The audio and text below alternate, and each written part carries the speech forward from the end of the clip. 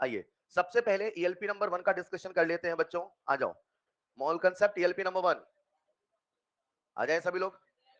Doubt हो तो हाथ खड़े करिएगा। 1 2 3 4 5 6 7 8 9 10। ऐसे डिस्कशन रोज करोगे? रोज करूंगा। 11 12 12। एक बच्चे ने मुझसे सवाल पूछा, सवाल नंबर 12।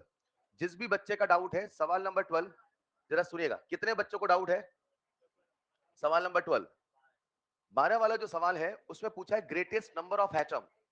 यानी कि हमें, मैं आपसे रिक्वेस्ट कर रहा हूं, प्लीज डिस्कशन पार्टिसिपेट करिए, सभी को रिवाइज करिए। हमसे वो नंबर ऑफ एटम पूछ रहा है। तो number 1 option 1 gram of butane, 1 gram of butane. तो क्या सबसे पहले मोल निकालोगे? Number of mole equal to weight in gram upon molecular mass. Butane का मॉलिक्यूलर मास बता दोगे? 12 4 जा 48 प्लस 10 58। ये किसके मोल आए? ब्यूटेन के। लेकिन उसने मॉलिक्यूल का नंबर नहीं पूछा है, एटम का। रुको रुको रुको, ये किसके मोल आए? ब्यूटेन के। लिख देता हूं मैं, ये किसके मोल है? ब्यूटेन के। एक ब्यूटेन के मॉलिक्यूल में कितने एटम है? 10 4 14। 10 हाइड्रोजन है, 4 कार्बन है। कुल कितने एटम हुए? 14। मेरे साथ चलिए, कुल कितने एटम हुए? 14। एक मॉलिक्यूल में कितने एटम? 14। मेरे पास कितने मॉलिक्यूल हैं? इतने। 1/58 की 1/58 मोल। तो इतने मॉलिक्यूल में कितने एटम होंगे बता दोगे? 14 इंटू 1/58 मोल। मोल शब्द नहीं है, नंबर। ऐसा भी लिख सकते हो। डन। ऐसा आपको करना पड़ेगा ऑप्शन नंबर 2 में। 1 ग्राम ऑफ नाइट्रोजन, तो सबसे पहले निकाल लो number of mole. Weight in grams upon molecular mass. 1/28 क्या है? मोल। किसके आए? नाइट्रोजन के। मुझसे नाइट्रोजन मॉलिक्यूल की संख्या पूछा कि एटम की? एटम की। एक मॉलिक्यूल में कितने एटम? 2। कुल कितने होंगे? 2 इंटू 1/28 इंटू Na। डन।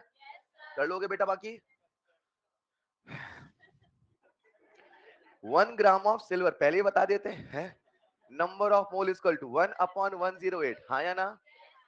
अच्छा, सिल्वर नेचर में Ag के फॉर्म मिलता है कि Ag2 के फॉर्म में? Ag।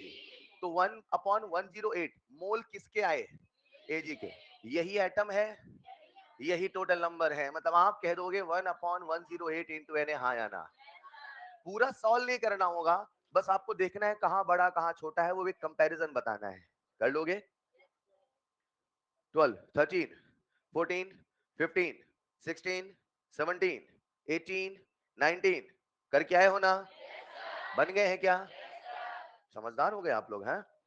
20 21 22 23 23 ही तो एक सवाल बढ़िया था, लास्ट डिस्कस करूंगा। 23 एक सवाल आपको पूछना था, सवाल नंबर 23। बाकी तो बनने थे। 23 लास्ट में डिस्कस करता हूं। 24 25 26 27।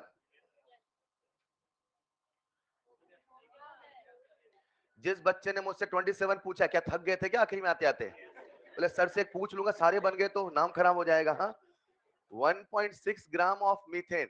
तो क्या आप मीथेन के मोल निकाल लोगे? Number of mole equal to weight in gram upon, कितने मोल आए? ये 16 लिखा है, कितने मोल आए? 0.1 मोल। किसके? आपके कि मेरे? मीथेन के। कितने मोल आए? 0.1 मोल। मीथेन मॉलिक्यूल है कि एटम है? मॉलिक्यूल। मॉलिक्यूल कंपाउंड एटम में अंतर बताया था ना? मॉलिक्यूल है कि एटम है? मॉलिक्यूल। एक मॉलिक्यूल में कितने एटम? 5। तो कुल कितने मॉलिक्यूल है? 0.1 मोल। 0.1 मोल मॉलिक्यूल है। 0.1 मोल। तो कुल कितने एटम होंगे? 5 इंटू 0.1 मोल। शब्द नहीं है, तो 5 इंटू 0.1 इंटू Na चलेगा? जिस बच्चे का डाउट था क्लियर है? कर लोगे बेटा? फिलहाल मुझे लगता है उतनी मेहनत भी नहीं करनी थी, है ना? जिस बच्चे का डाउट है, सवाल नंबर 23, आखिरी सवाल डिस्कस कर रहा हूं, प्यारा सवाल।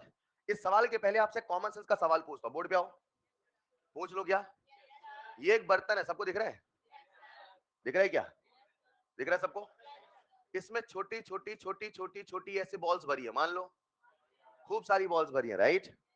अब वो सवाल मुझसे कहता है कि ये जो टोटल सैंपल है, ये जो टोटल, इसका वजन है मान लो 4000 ग्राम, मान लो आप ध्यान देखो, इसमें 40 किलोग्राम लिखा है। 40 किलोग्राम मतलब 40 इंटू 1000 कितना हो जाएगा? 40,000। मैं अभी 4000 बोल रहा हूं आपको फील कराने के लिए, आप तक क्या अंदर से सोचो हो क्या रहा है, चलेगा? इस पूरे बर्तन का वजन कितना है? सर आप सवाल जैसा करो वरना हमें समझ में नहीं आएगा। ठीक है बेटा, मान लो इसका वजन है 40,000 ग्राम, मान लो, मान लिया बेटा। मैं सोचा अगला सवाल आप खुद अपने से बता देते, फिलहाल वैसे डिट्टो सेम कर देता हूं। ठीक, इसका वजन कितना है? 40,000। तो जो 40,000 ग्राम है, 40,000, वो इन पूरी बॉल्स का वजन है। बर्तन का वजन माइनस कर दो पल भर के लिए। अब मतलब ज्यादा दिमाग लगाना सर, बर्तन का वजन भी जुड़ा होगा, नहीं ऐसे नहीं है ना। अभी सभी बॉल्स का जो टोटल वेट है वो कितना है? 40,000 ग्राम। डन। अब अगर मैं आपको एक बॉल का वजन बता दूं, एक बॉल का वजन, एक एक इस एक बॉल का जो वजन है, मैं आपसे कह दूं x ग्राम है, कितना ग्राम है? तो क्या आप मुझे टोटल नंबर ऑफ बॉल नहीं बता सकते? कैसे बताओगे? Number of ball is equal to total weight upon x। रुको रुको रुको, इससे क्या आएगा? नंबर। आपको नंबर चाहिए कि मोल चाहिए? तो अगर नंबर मिल गया तो मोल नहीं निकाल लोगे? कैसे निकालोगे? Given number upon Avogadro number, given number upon. क्या मेरी बात समझ पा रहे हैं? अब थोड़ा सवाल के रेफरेंस में सोचो बच्चों, आपको कुल वजन कितना दिया है? 40,000 ग्राम। एक सवाल नंबर कौन सा ये? 23। एक एटम वो रत्ती भर एटम का वजन कितना दिया है? 6.6 इंटू 10 की पावर माइनस 23 ग्राम। तो आप क्या कह दोगे? Total number of atom, total number of equal to 40,000, हाँ या ना, अपॉन 6.6 इंटू 10 की पावर माइनस, ये किसकी संख्या आई? नंबर ऑफ एटम आई कि नहीं आई? आपको नंबर चाहिए कि मोल चाहिए? कैसे पता चला मोल चाहिए? सवाल में तो ग्राम एटम लिखा है। सर ग्राम एटम ही तो मोल है, क्योंकि ग्राम के बाद ऑफ नहीं तो वो ग्राम नहीं, वो है मोल। यानी अपने से क्या पूछा है? मोल। तो लाला मोल नहीं निकाल लोगे? नहीं समझे? एक तरीका, क्या और कोई तरीका हो सकता है? सुनो सुनो सुनो ध्यान से, क्या एक तरीका समझ में आया? मैंने बिल्कुल बेसिक बचपन की 5वीं 6वीं की मैथ है ये। आज बस मोल लगा है, कुल वजन में से एक कम डिवाइड कर दो तो कुल संख्या आ जाएगी यार। अब उसको अवोगाड्रो नंबर डिवाइड करो, मोल आ जाएगा। एक तरीका सोचने का, नया तरीका। जितने तरीके सोचोगे इस चैप्टर में उतना मजा आएगा। जब हम यहाँ, तो मैंने शुरू में कहा था पहले सारे कंसेप्ट सिखाऊंगा, फिर लास्ट में सारे सवाल सवाल सवाल, याद है क्या? वो नए तरीके सोचने का मजा तब आएगा जब आपका माइंड थोड़ा ब्रॉड होके सोचेगा। कैसे? सुनिएगा। जब भी हम मोल निकालते हैं, क्या निकालते हैं? तो मोल जब भी आप निकालते हो, अगर आपको याद हो तो मोल का फॉर्मूला हुआ करता था, number of mole is equal to weight in gram upon molecular weight. Atom है तो एटॉमिक वेट, हाँ या ना? मानते हो कि नहीं मानते हो? एक बात बताओ, कार्बन के एक एटम का मास कितना होता है? 12 की 12 एएमयू। तो आप नीचे 12 लिखते थे, 12 एएमयू लिखते थे, केवल नंबर लिखते थे 12, हाँ या ना? क्योंकि अगर ऊपर ग्राम होता था, अगर ऊपर, तो नीचे भी 12 ग्राम लिखते थे, जाने अनजाने में एक मोल का मास लिखते थे। लेकिन एक कार्बन का वजन कितना है? एक पानी की मॉलिक्यूल का वजन कितना है? नंबर 18 है, बस यूनिट एएमयू है। लेकिन जब एक मोल का मास बोला तो नंबर 18 है, मगर यूनिट एएमयू नहीं, ग्राम है। हमेशा कहता था नंबर चुराइए यूनिट लगाइए, 18 18 ही रहेगा, बस कभी एएमयू है तो कभी ग्राम। अब थोड़ा दिमाग लगाओ, सोचो, मुझे मोल निकालने हैं, मुझे मोल, और मुझे टोटल वेट दे रखा है कार्बन का। लेट्स इमेजिन, लेट्स कार्बन का टोटल वेट दे रखा है 24 ग्राम मान लो, और नीचे मुझे क्या लिखना है? 12। लेकिन प्रश्न में उन्होंने मुझे एक एटम का मास, क्या बोला मैंने? उन्होंने मुझे एक एटम का मास दे रखा है, जरा सुनिएगा, 12 इंटू 1.67 इंटू 10 की पावर माइनस 24 ग्राम। क्या किसी के माइंड में चमका? मतलब उन्होंने मुझे एक एटम का मास किस में दिया है? ग्राम में। तो सर मैं तो एएमयू में कन्वर्ट कर लूंगा, सर मैं तो इसे एएमयू से डिवाइड कर लूंगा, और जब मैं इसे एएमयू से डिवाइड करूंगा तो मुझे मास मिलेगा किसमें? एएमयू में। वही लॉजिक यहां लगाओ ना। उन्होंने एक एटम का मास किस में दिया है? ग्राम में।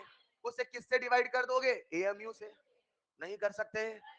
तो क्या आपको एक एटम का मास एएमयू मिल जाएगा?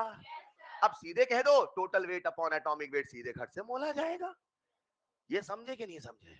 नहीं समझ पाए। एक कार्बन का मास अगर मैं 12 ना देता, अगर मैं 12, 12 इंटू 1.67, इंटू 10 की पावर माइनस 24 ग्राम देता, तो आप यहाँ 12 इंटू 1.6 लिखते, केवल 12 लिखते, केवल 12 ना। तो ऐसा क्या करो कि 12 बन जाए, किससे डिवाइड, एएमयू से। अरे हेलो, नहीं समझ पाए, नहीं समझ पाए। और जब आपने इसे एएमयू से डिवाइड किया तो क्या एक एटम का मास आ चुका है, आया कि नहीं आया। और जो एक एटम का मास आया वही कहीं ना कहीं उसका एटॉमिक मास है, उसी नंबर डिवाइड कर दो, मोल आ जाएगा, हाँ या ना। क्या ऐसा कोई क्लास में है जो एक नया तरीका मुझे इसका बता सकता है। सर और भी तरीके हो सकते क्या, एक मिनट। पहला तरीका, टोटल वेट में से एक एटम का वेट डिवाइड करो, हेलो, उससे टोटल नंबर मिले, उस टोटल नंबर को अवोगाड्रो नंबर से डिवाइड करो, टोटल मोल मिले।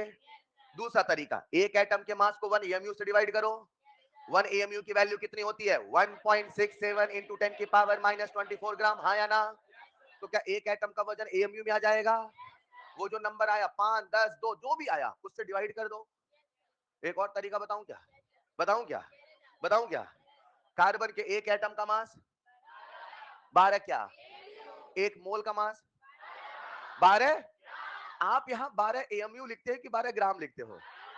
सर हमने तो कभी सोचा ही नहीं एएमयू लिखते ग्राम लिखते, हम तो हमेशा 12 लिखते थे, सोचने का मौका ही नहीं मिला, एएमयू लिखा ग्राम लिखा, 12 तो लिखते थे। अरे बोलो ना, सुनो, क्या आपको एक एटम का मास दे रखा है। तीसरा तरीका, क्या आपको एक एटम का मास दे रखा है, तरीके कोई रटाए नहीं जाएंगे, फील आएगा तो अपने अंदर से आएगा, याद रखना। अरे नहीं समझे, एक एटम का मास कितना दिया भाई ने, 6.6 इंटू 10 की पावर माइनस 23 ग्राम, हाँ या ना। ये किसका मास है, किसमें लिखा है, मतलब इसमें एम्यू समाया होगा कि नहीं होगा। तो अगर एक एटम का मास इतना है तो क्या आप एक मोल का मास नहीं निकाल सकते, क्या एक मोल का मास एक एटम का मास इंटू एन होगा, और ये जो होगा लाला यही तो एटॉमिक मास होगा। अरे बोलो ना, क्या बोला मैंने। सर एक एटम के मास को एक मोल से मल्टीप्लाई कर दो तो टोटल उसका एटॉमिक मास ही तो आएगा, आएगा कि नहीं आएगा, पक्का आएगा। अच्छा मुझे सीधा सीधा लग रहा है 10 की पावर माइनस 23, 10 की पावर 23 कैंसल आउट, 6 छांग 36, हाँ या ना। ठीक है 6.6 थोड़ा और गिन लेना, 40 के आसपास आ जाएगा, 38 मान लेना। मतलब लेट्स इमेजिन वैल्यू आई 40, मान लो। ये जो 40 आई, एक एटम का मास आया कि नहीं आया, कि एक मोल का मास आया, तो ये 40 आया, 40 ग्राम आया, तो एक एटम का मास कितना होगा, 40 एएमयू। नंबर चुराइए, यूनिट लगाइए। नहीं समझ पाए, क्या और कोई तरीका हो सकता है, अभी भी इतना बहुत है फिलहाल। ये ईएलपी नंबर 1 एक बार सोचना, जो मैंने डिस्कस किया किसका था ये। क्लास में जाओ, आज कुछ नया सीखना है, बहुत इंपॉर्टेंट सीखना है। ऑनलाइन वालों कैसे हैं आप सभी। अच्छा लास्ट क्लास में चल रहा था एम्पिरिकल फॉर्मूला, राइट। एसी बंद है तो बेटा आप भी उठ के बोल सकते हो फीस जमा करिए, कोई नहीं सुनता आपकी।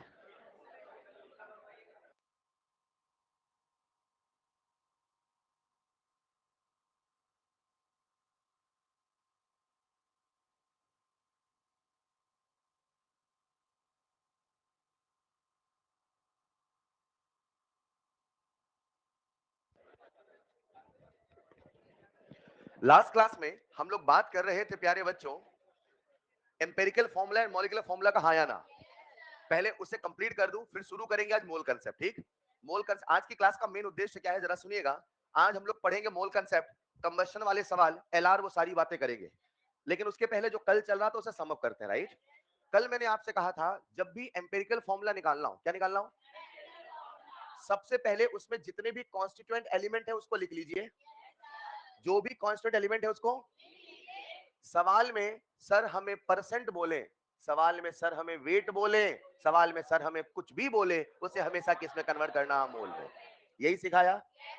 आखिरी सवाल जो आप कर रहे थे शायद वो कौन सा था, 1347 वाला, राइट। लिखना जरा अगला सवाल, अगला सवाल। If in a compound, if in a compound, if in a compound weight percentage of, weight percentage of, weight percentage of carbon hydrogen and oxygen.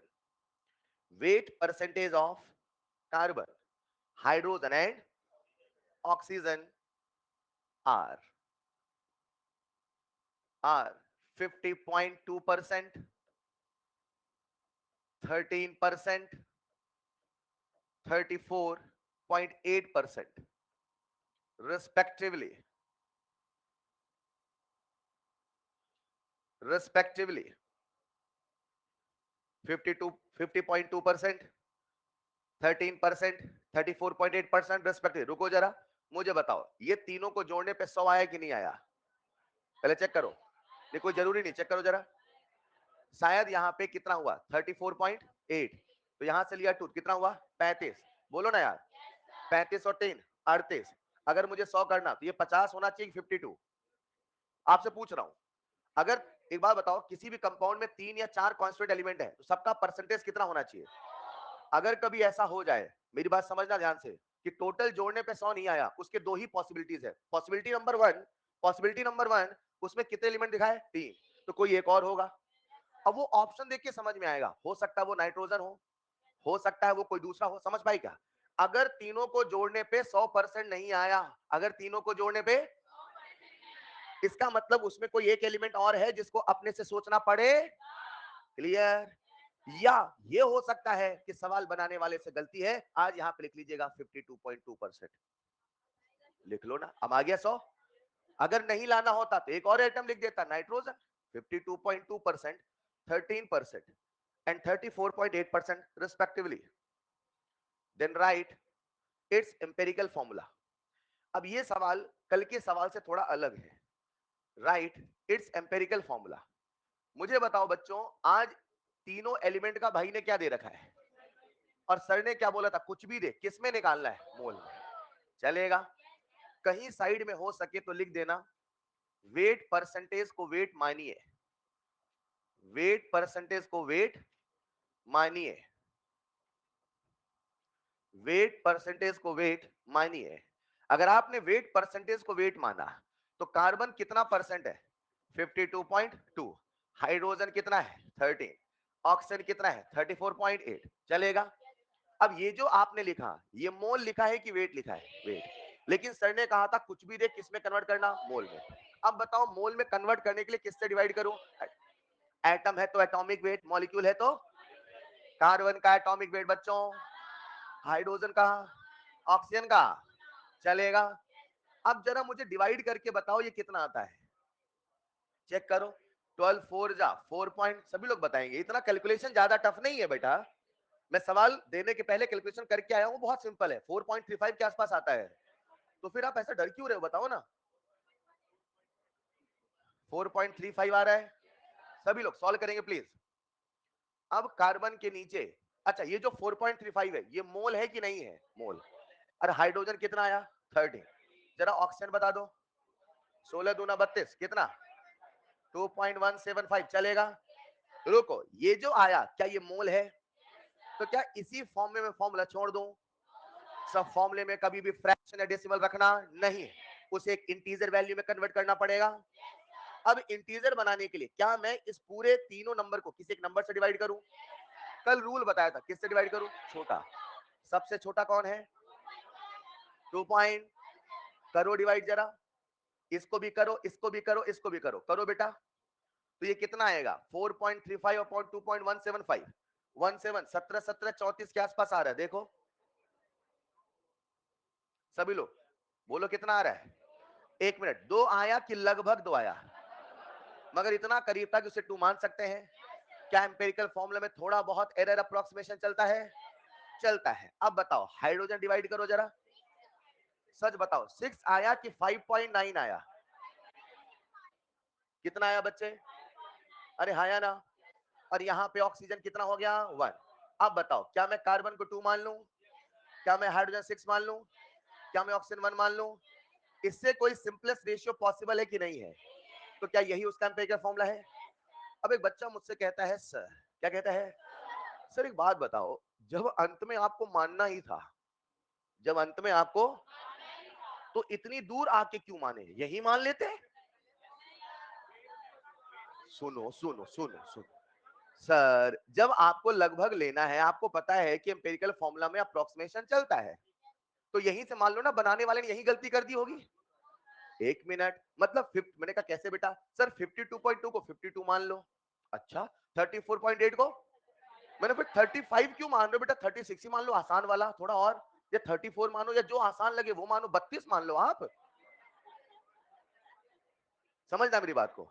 सुनो, अगर आपने यहां लिया लगभग, यहां लिया, तो डिवाइड करोगे तो आंसर आएगा, फिर यहां आएगा, फिर उसमें भी आप लोगे तो आंसर लगभग आया कि महालगभग?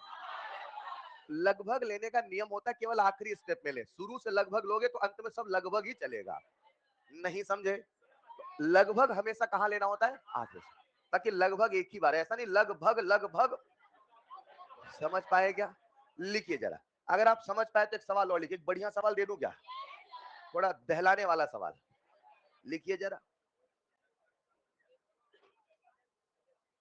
If in an organic compound, if in an organic compound, कोई ऑर्गेनिक कंपाउंड है मान लो, if in an organic compound percentage of carbon, percentage of carbon is 6 times, 6 times of the percentage of hydrogen. If the percentage of carbon is 6 times of the percentage of, समझ पाए इसको? मतलब अगर hydrogen x है तो carbon, and summation of, summation समझते हैं, and summation of percentage of carbon and percentage of hydrogen, summation of percentage of carbon and percentage of is 1.5 times, is 1.5 times of the percentage of nitrogen, of the percentage of, then write, सवाल समझे बेटा?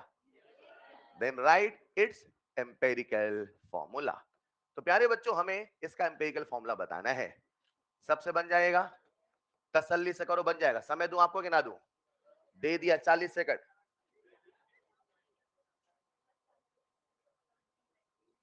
तसल्ली से लिखो। सबसे पहले hydrogen, carbon, nitrogen, तीनों का परसेंट निकालो ना एक बार। क्या बात है,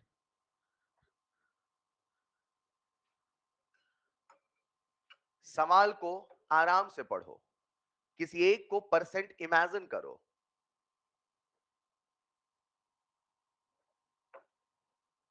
हिंट देता हूं, हाइड्रोजन का परसेंट एक्स मान लो, तो कार्बन का परसेंट कितना हुआ? अब हाइड्रोजन कार्बन के परसेंट को जोड़ दो, तो 6x प्लस एक्स कितना हुआ? दिमाग लगाइए, आंसर पाइए। चलो, हाइड्रोजन कितना माना? एक्स, तो कार्बन कितना हुआ? 6x। अब रुको, परसेंटेज ऑफ नाइट्रोजन को आपको कुछ मानना पड़ेगा। लेट्स इमेजिन, आपने कहा नाइट्रोजन का परसेंट y है, लेकिन जो y है वो 6x प्लस एक्स के बराबर है। नहीं समझे? सर आपने अलग क्यों माना? सुनो, मैंने अगर नाइट्रोजन का परसेंट कुछ माना, तो वो जो कुछ है उसकी वैल्यू किसके बराबर है? Percentage of carbon plus percentage of hydrogen के ना। अच्छा, कितना है? 1.5। अब वो क्या कहना चाहता सुनिएगा, कि परसेंटेज ऑफ नाइट्रोजन 7x नहीं है, percentage of nitrogen 1.5 times of 7x है। पढ़ो जरा सवाल, summation of percentage of carbon, सब लोग बोर्ड पे आइए, summation of and percentage of, summation of percentage of and percentage of is 1.5 times of the percentage of nitrogen। मतलब आपको नाइट्रोजन का 1% मानना पड़ेगा, और वो मैंने कितना माना? y। कितना माना? तो प्रश्न मुझसे कह रहा है कि नाइट्रोजन का जो परसेंट है वो y है, और जब x प्लस 6x को जोड़ोगे तो वो 1.5 टाइम्स ऑफ y आने वाला है। चेक करो, यही सवाल कहा कि नहीं कहा? बोलो, खेल खत्म हुआ? हुआ कि नहीं हुआ? अभी नहीं हुआ सर, अभी तो शुरू हुआ। मुझे बताओ कुल कितने एलिमेंट है? 3। एक है कार्बन, एक है हाइड्रोजन, एक है, बोलो ना, कार्बन कितना है, हाइड्रोजन कितना, नाइट्रोजन कितना, वाई। अब रुको दिमाग लगाओ, अगर मुझे सॉल्व करना, तीनों को एक्स के फॉर्म में रखूं कि अलग अलग, तो क्या मैं वाई की वैल्यू एक्स के फॉर्म में नहीं निकाल सकता? बोलो वाई कितना आएगा? 7x upon 1.5। जब मैं बोर्ड पे, आप सबका ध्यान, बोर्ड पे सवाल जितने भी कराए जाते हैं वो सिखाने के लिए कराए जाते हैं, आपसे आंसर की उम्मीद नहीं है, मैं बार बार कहता हूं। जब मैं सॉल्व करने लगूं आपको सीखना पड़ेगा, मेरे साथ बोर्ड में सॉल्व करो ना, हाँ सोचो ना, आप ये करेंगे ये करेंगे। अगर आप लिखते रहोगे तो सीख नहीं पाओगे, क्योंकि मैं सवालों की वैरायटी रिपीट नहीं कर पाऊंगा। बच्चे समझ पा रहे हैं क्या? इतने सवाल कराने लगे, हर वैरायटी के दो दो कराएं तो कभी खत्म ही नहीं होगा। उन्हीं वैरायटी के लिए आपके पास मॉड्यूल एलपी होता है, यहाँ वैरायटी कवर करने की कोशिश करता हूँ, समझो प्लीज, ठीक है क्या? मुझे बताओ, क्या हमने यहाँ पे 7x इक्वल टू 1.5y कर लिया? तो यहां से मेरे पास y की वैल्यू आई कि नहीं आई? और y को बोलो मैं क्या लिख सकता हूँ? सभी लोग, सबका ध्यान बोर्ड पे चाहिए यार। y क्या लिखूं? 7x upon 1.5। रुको, क्या ये परसेंट है? क्या ये परसेंट है? क्या ये परसेंट है? और कुछ देर पहले मैंने कहा था वेट परसेंटेज को वेट माना जाएगा, वेट परसेंटेज को वेट माना, यानी आप इसे वेट मान सकते हो बेटा।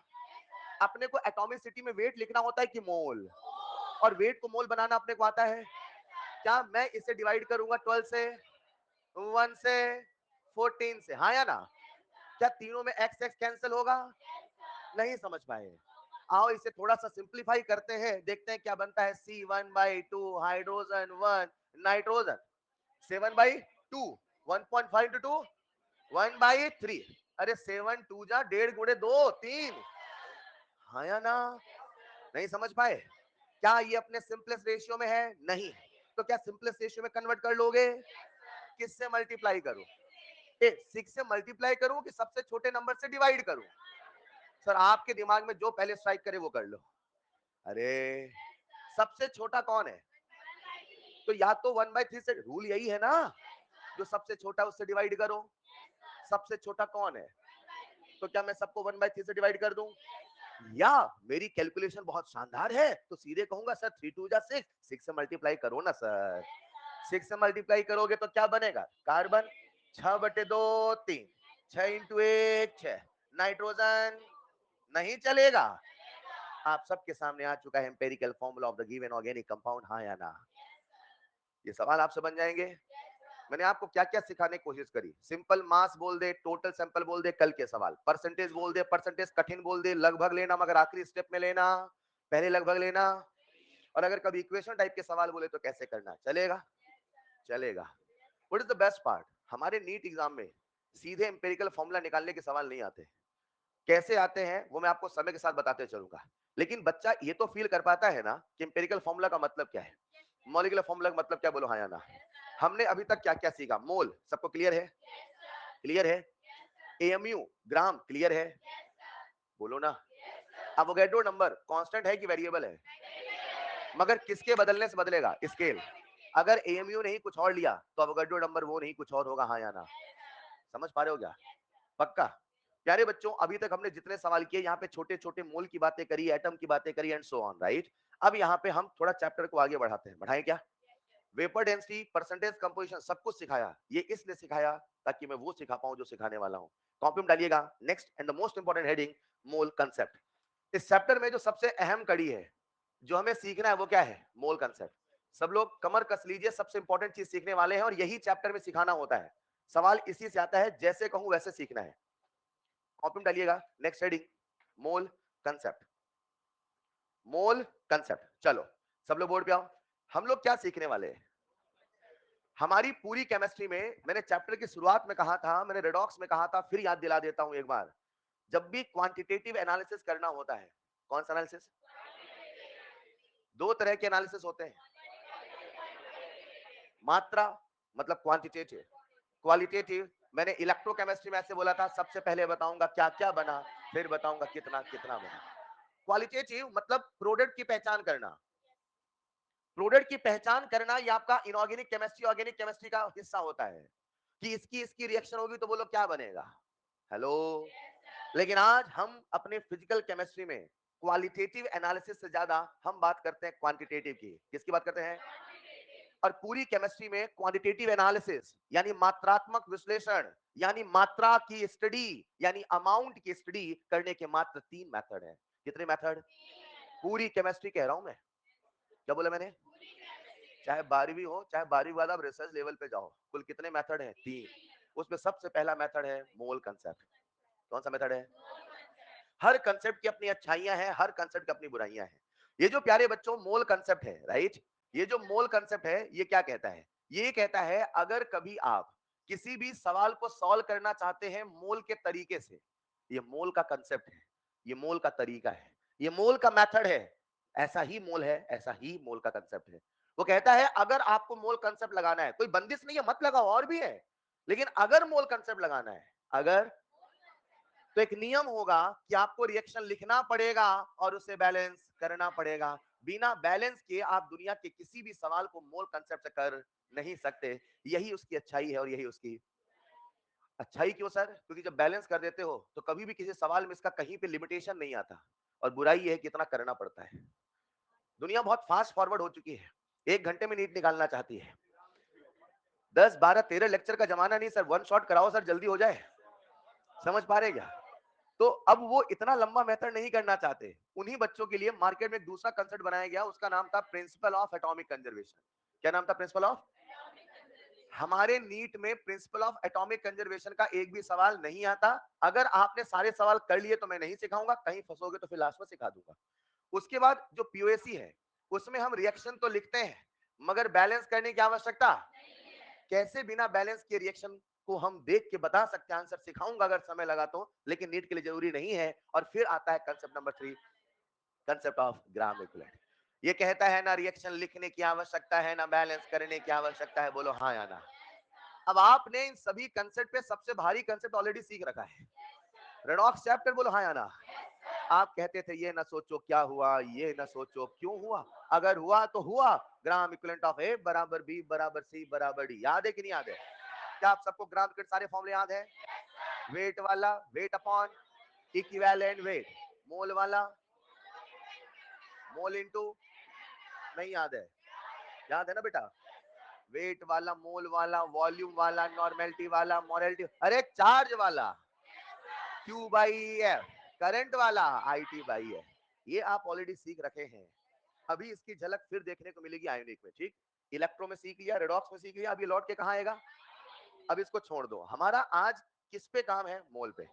आप जान के हैरान हो जाएंगे, एनसीईआरटी जब भी सवालों को करता है, चाहे इलेक्ट्रोकेमिस्ट्री चाहे कुछ भी हो, उसने कभी भी ग्राम यूनिट से करना ही नहीं चाहा है। वो तो हम बच्चों को सिखाते हैं एक एक्स्ट्रा एज के लिए, न्यूमेरिकल में स्पीड के लिए। लेकिन सही बताऊं, अगर केवल एनसीईआरटी के हिस्से में रहो ना, तो ग्राम यूनिट सवाल ही वो कोई नहीं करता। मतलब उसने इलेक्ट्रोकेमिस्ट्री के सवाल भी फैराडे लॉ से किए, W बराबर जेड इंटू आई टी से किए। लेकिन हम लोग कैसे करते थे? ग्राम यूनिट। समझ पाए क्या? क्यों? ताकि हम स्पीड में कर पाए। हमें नीट कवर करना है ना यार। लेकिन ग्राम इक्विवेलेंट से ज्यादा एनसीईआरटी तवज्जो किसको देता है? मोल कंसेप्ट को। मतलब एक स्कूल गोइंग बच्चे से उम्मीद करता है कि बच्चा मोल कंसेप्ट पारंगत होना चाहिए। और अब बहुत अच्छे अच्छे सवाल भी आए हैं नीट में, चलेगा। बहुत घटिया भी आए हैं और बहुत अच्छे भी आए हैं, तो बहुत ढंग से सीखिएगा। मोल कंसेप्ट की अच्छाई क्या है? आपको रिएक्शन लिखना पड़ेगा, उसे बैलेंस करना पड़ेगा, लेकिन उसके पहले एक सवाल मन में आना चाहिए, सर बैलेंस क्यों करते हैं? Why we have to balance any reaction, हाँ या ना? बैलेंसिंग के पीछे का खेल है स्टोइचियोमेट्री का। किसका खेल है? आओ जरा थोड़ा सा आपको एक जादू दिखाता हूं। सब लोग बोर्ड पे आइए। क्या हर बच्चा स्टोइचियोमेट्री समझता है? प्यारे बच्चों, आप सबको मैं इतना तो सिखा के यहां तक लाया हूं कि जो स्टोइचियोमेट्री है, लेट्स इमेजिन मैंने आपके सामने रिएक्शन लिखा 2a + b से बना 3c + 4d। मान लो, अरे मान लो ये रिएक्शन बैलेंस है, मान लो। और मान लेते हैं प्यारे बच्चों, ये भी है गैसियस, ये भी है गैसियस, ये भी है गैसियस, ये भी है गैसियस, मान लो। क्या आप इसकी स्टोइचियोमेट्री देख के समझ जाते हैं? ये रिएक्शन आपसे कुछ कहना चाह रहा है। क्या कहना चाह रहा है? ये कहता है अगर, अगर नहीं बोला तो मजा नहीं आएगा। ये कहता है इसका 2 मोल जाएगा तो क्या स्टोइचियोमेट्री मोल को रिप्रेजेंट करता है? जरा सुनिएगा, मैं यहाँ पे आपके सामने लिख देता हूँ मोल, चलेगा? 2 1 3 4, हाँ या ना? क्या ये सारे सब्सटेंस गैसियस हैं?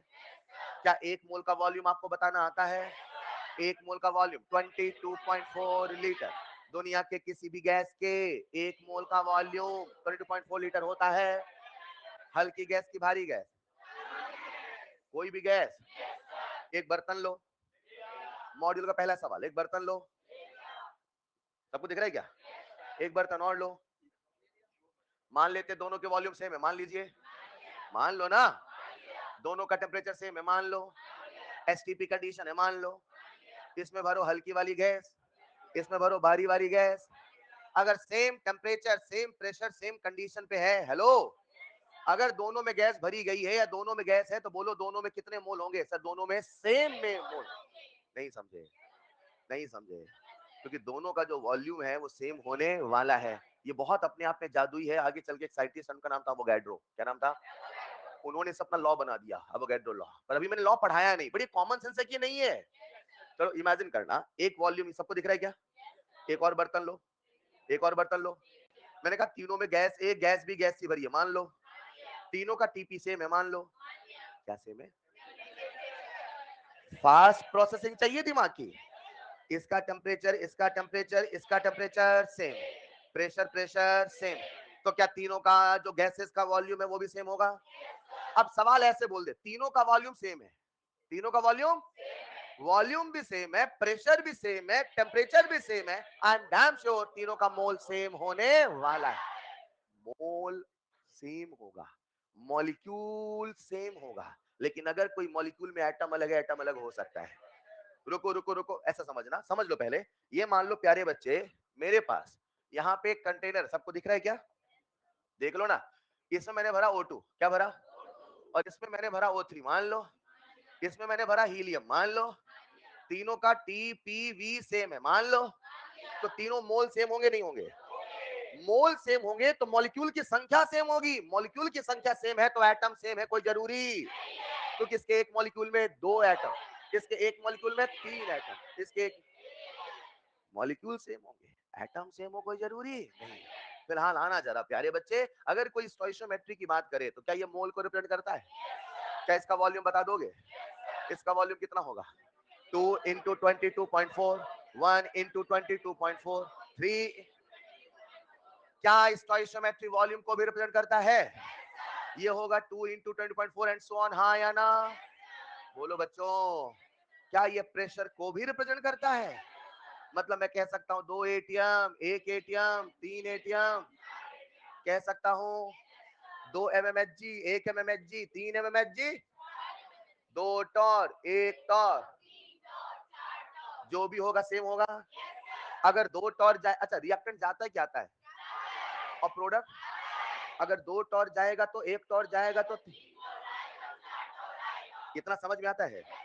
अब समझना क्या है बताता हूं। अगर कोई रिएक्शन बैलेंस है तो उसका जो स्टोइशियोमेट्री होता है ये सब कुछ रिप्रेजेंट करता है, बशर्ते वो गैसियस हो। अगर वो सॉलिड हुआ, क्या हुआ? क्या हुआ? तो अब उसका जो स्टोइशियोमेट्री है मात्र मात्र मात्र एक चीज को रिप्रेजेंट करेगा, वो है मोल। क्या है? मतलब सॉलिड हो या लिक्विड हो या गैस हो, स्टोइशियोमेट्री हमेशा मोल तो है। स्टोइशियोमेट्री बहुत कुछ है, लेकिन सबके लिए बहुत कुछ, लेकिन सबके लिए हमेशा एक चीज है, वो क्या है? मोल। मतलब दुनिया का कोई भी सवाल होगा, मोल तो हमेशा जिंदाबाद रहेगा। वॉल्यूम नहीं लग सकता, प्रेशर नहीं लग सकता, मगर मोल तो लगने। क्या मेरी बात समझ पा रहे हैं? कॉपी में लिखिएगा, नेक्स्ट हेडिंग मोल कांसेप्ट, लिख लिया क्या? उसमें बस इतना लिख देना, मोल कांसेप्ट पॉइंट नंबर 1। ये मत लिखना, ये ऑलरेडी बता चुका है। पॉइंट नंबर 1, रिएक्शन लिखना पड़ेगा, बैलेंस करना पड़ेगा।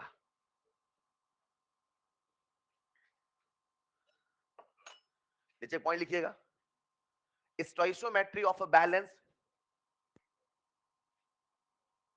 अभी गर्मी लग रही है, स्टोइशियोमेट्री, फैन ऑन कर लो, क्या करें, उन्होंने ऑन तो किया है। स्टोइशियोमेट्री, इधर का एसी ऑन है, ठंड लग रही है उधर। अभी 5 मिनट बंद कर देता हूं, थोड़ा हवा सर्कुलेट हो जाए। लिखना जरा, stoichiometry of a balanced, stoichiometry of a balanced stoichiometry. अच्छा, जब भी मैं स्टोइशियोमेट्री बोलूं पूरा मत लिखो, इतना लिख दो स्टोई बस।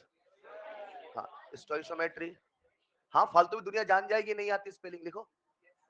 Stoichiometry of a balanced reaction, stoichiometry of a balanced reaction represent, जैसे बोलूं वैसा लिखना, ठीक? Represent Number one, if gaseous component stoichiometry of a balanced reaction represent. Number one, if gaseous, अगर gaseous, अगर gaseous तो क्या क्या बताती है बताओ? मोल, लिख लो, represent if gaseous component, arrow बना के, mole comma volume, mole comma volume comma pressure comma pressure comma molecule also represent, also represent, रुकना, स्टोइशियोमेट्री मोल बताती है, स्टोइशियोमेट्री वॉल्यूम बताती है, साथ में मोल का रेशियो भी बताती है, वॉल्यूम का रेशियो, प्रेशर का ratio, also represent ratio of, also represent ratio of mole volume, also represent ratio of mole volume pressure, also represent ratio of mole volume pressure. चलेगा? Point number two, if component is not gaseous, point number two, if component is not gaseous, अगर component gaseous नहीं है, if component is not gaseous then it represent only mole, then it represent only mole, then it represent only mole and mole ratio। तो वो केवल मोल और मोल के ratio को ही बताता है। क्या आप मेरी बात को समझ पा रहे हैं?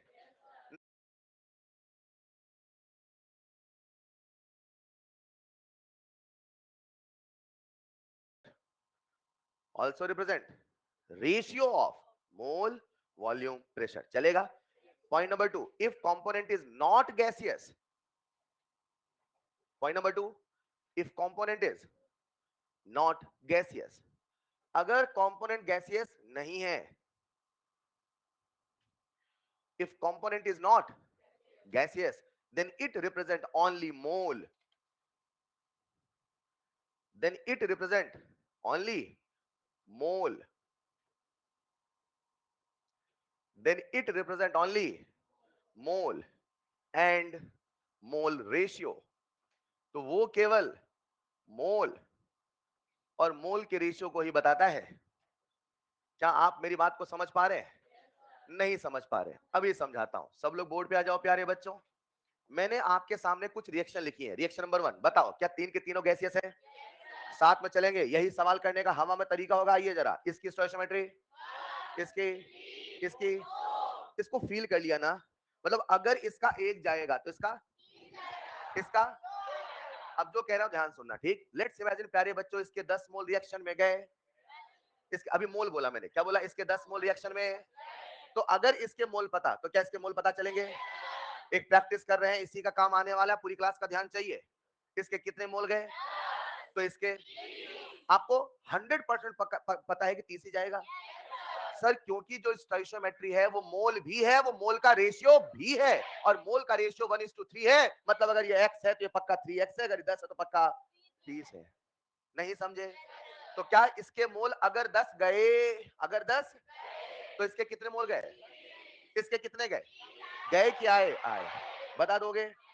लेकिन इमेजिन करो प्यारे बच्चों, मैंने यहाँ पे मोल नहीं बोला, मैंने बोला प्रेशर। क्या बोला? समझना थोड़ा सा, राइट? इमेजिन करते हैं आज नाइट्रोजन का यहाँ पे 20, सुनना पहले, सुन लो सवाल, 20 एटीएम है। कितना है? लिख देता हूं मैं, और यहाँ पे इसका 90 एटीएम है। मान लो, अरे मान लो, शुरू से नाइट्रोजन का कितना प्रेशर था? 20। हाइड्रोजन कितना है? मान लो। और आपसे क्या क्या पूछ रहा हूं, पहला सवाल बताओ, 20 एटीएम 90 एटीएम में इसके कितने एटीएम जाएंगे? अगर इसके 20 जाएंगे, क्या बोला मैंने? अगर इसके 20 जाएंगे तो इसके कुल कितना था?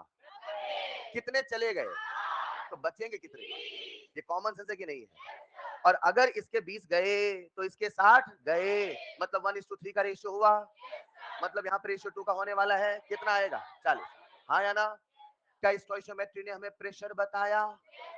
क्या स्टोइशियोमेट्री ने मोल बताया? क्या इस क्वेश्चन में अच्छी वॉल्यूम भी बताएगी? अब मुझे आप सबका ध्यान चाहिए, सब लोग बोर्ड पे आइए जरा। ये रिएक्शन में क्या लिखा है? चलेगा? मैं कहूं इसका आपके पास है 5 लीटर, मान लो कितना है? ये बकवास है कि नहीं है? सर सॉलिड में आप लीटर कैसे बता सकते हो? मतलब अगर सॉलिड है तो क्या वो केवल मोल बताएगा? मतलब अगर कभी सॉलिड का सवाल है, किसका सवाल, तो मात्र एक औजार हमारे पास है, मोल। अब समझना, कोई भी सवाल आए मोल तो है ही सही, तो मैं हमेशा एक यूनिवर्सल कंसेप्ट क्या लेके चलूं, मोल। मतलब अगर मोल कंसेप्ट लगाना है, क्या बोला मैंने, अगर मोल कंसेप्ट, पूरी क्लास का ध्यान चाहिए, अगर मोल कंसेप्ट, अब हम क्या लगाने वाले हैं? सर मोल कंसेप्ट क्यों लगाने वाले हैं? क्योंकि हम मात्रा बताने वाले हैं, क्योंकि हम अमाउंट बताने वाले हैं। क्या बताने वाले? कैसे, जरा सुनिएगा। इमेजिन करो मैंने कहा CO2 का 1 लीटर, मान लो कितना लीटर, और मान लो कार्बन मोनोऑक्साइड का मुझे वॉल्यूम बताना है। क्या बताना है? तो इसका कितना लीटर पता है? तो इसका लीटर बताना है, बता सकते हो? शायद मैंने बहुत सिंपल केस लिखा, बता सकते हो। लेकिन अगर ऐसा कोई भी कठिन से कठिन सवाल आए, हमारी अप्रोच क्या होनी चाहिए, हमारा तरीका क्या होना चाहिए, मोल कंसेप्ट लगाना कैसे है? मोल कंसेप्ट, तो मोल कंसेप्ट लगाने के कुछ सेट ऑफ रूल्स है। सबसे पहला क्या है, अगर कोई भी सवाल मोल कंसेप्ट का आएगा, कोई भी सवाल, तो सबसे पहले रिएक्शन लिखा, फिर उसे बैलेंस किया, फिर खुद से सवाल पूछा जाएगा, फिर खुद से, सबसे पहले रिएक्शन लिखा, मैंने बोला हैबर प्रोसेस, क्या बोला, तो सबसे पहले रिएक्शन लिखा, फिर बैलेंस किया, फिर खुद से सवाल पूछा कि उसमें सिंगल रिएक्टेंट है, कि उसमें, अब मैं सिंगल रिएक्टेंट का मतलब बता देता हूं। सिंगल रिएक्टेंट का मतलब है कि उसमें जानकारी या तो एक रिएक्टेंट की दी है, सिंगल रिएक्टेंट का मतलब बता रहा हूं, उसमें जानकारी या तो एक रिएक्टेंट की, या उसमें दूसरा रिएक्टेंट एक्सेस में है, या उसमें दूसरा रिएक्टेंट, जब दूसरा रिएक्टेंट एक्सेस में हो तो भी समझ जाना यही वाला केस है, चलेगा? एक मिनट, अगर कभी भी मोल कंसेप्ट लगाना है तो सबसे पहले रिएक्शन को लिखना, उसके बाद उसे बैलेंस करना, फिर खुद से सवाल पूछना, सिंगल रिएक्टेंट है कि मोर देन वन, अरे चलेगा। जब मोर देन वन रिएक्टेंट होगा, जब मोर देन, अच्छा मोर देन वन रिएक्टेंट का मतलब बताता हूं, सब लोग बोर्ड पे आओ। मैंने अभी आपके सामने रिएक्शन लिखी, कितने रिएक्टेंट है, लेकिन मान लो मैं ऐसे बोलूं इसका है 1 मोल, अरे मान लो इसके बारे में कुछ नहीं बोला, इसके बारे में, तो भी ये किसका सवाल हुआ, सिंगल रिएक्टेंट का, चलेगा?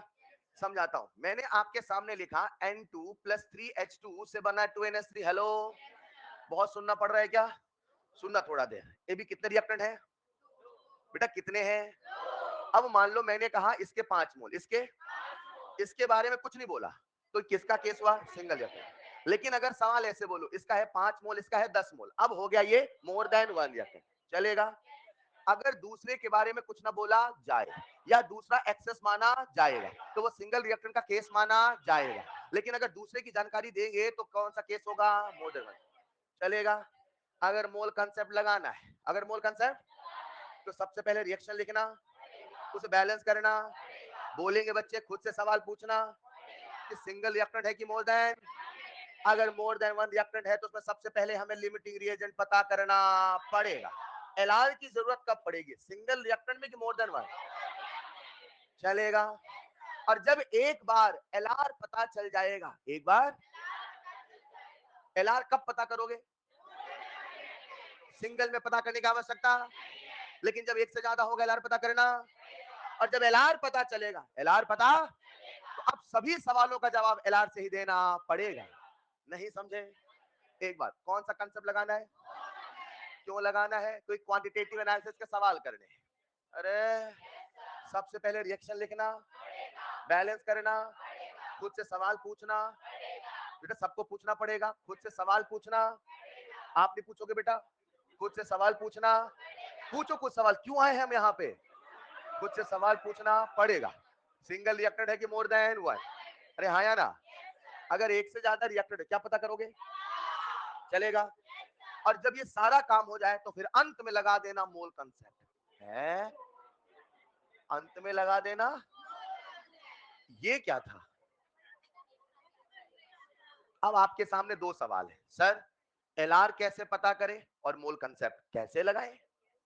हाँ, क्या ये भी सवाल है रिएक्शन कैसे लिखें? क्या ये भी सवाल है बैलेंस कैसे करें? क्या ये भी सवाल है सवाल खुद से कैसे पूछें?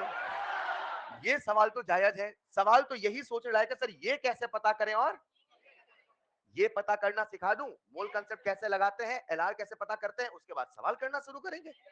चलेगा? नहीं चलेगा। कॉपी में लिखना how to apply mole concept, how to apply mole concept, how to apply mole concept.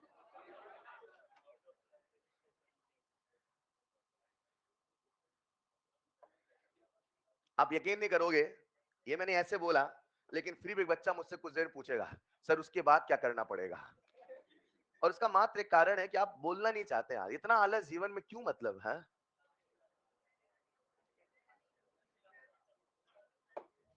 जिन बच्चों को आलस है, चलिए पहले लिख लो जैसा लिखा बोर्ड पे। ए पूरा लिखवाऊं का रिएक्शन लिखना पड़ेगा? नहीं, आप 12वीं पास है, लिखो रिएक्शन बैलेंस चेक। अगर आपको चेक नहीं तो वहां लिख लो आस्क योर सेल्फ क्वेश्चन। क्या कह रहे बेटा? खुद से सवाल पूछिए।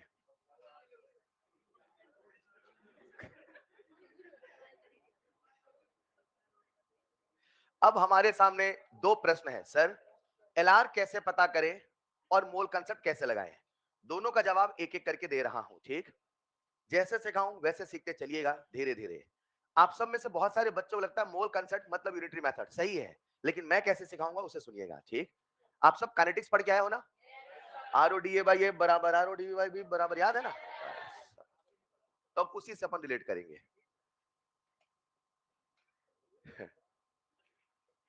लिख लिया होगा? आप लोग पढ़ाई कर रहे हैं क्या? वो त्योहार आ रहा है जिसका आपका महीनों से इंतजार था। सिलेबस अभी मेरे पास अपडेट तो नहीं आया, but most probably kinetics, electro और मोल भी आएगा ही। मोल, काइनेटिक्स, इलेक्ट्रो और ज्यादा हुआ तो रेडॉक्स। बस इसको लिख लिया। कुछ कह रहे सर सारा ही दे दो, हम फिर बंद करवाएंगे।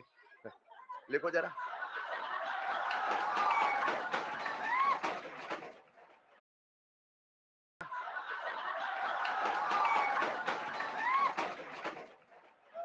हाँ, ये लिख लिया होगा आपने। अब मत करवाना है सब बेटा, पढ़ने देना है ना। सबसे पहले सर आपको पता नहीं हमारी ताकतों के बारे में, एलआर पता करना पड़ेगा और फिर क्या लगाएंगे, मोल का।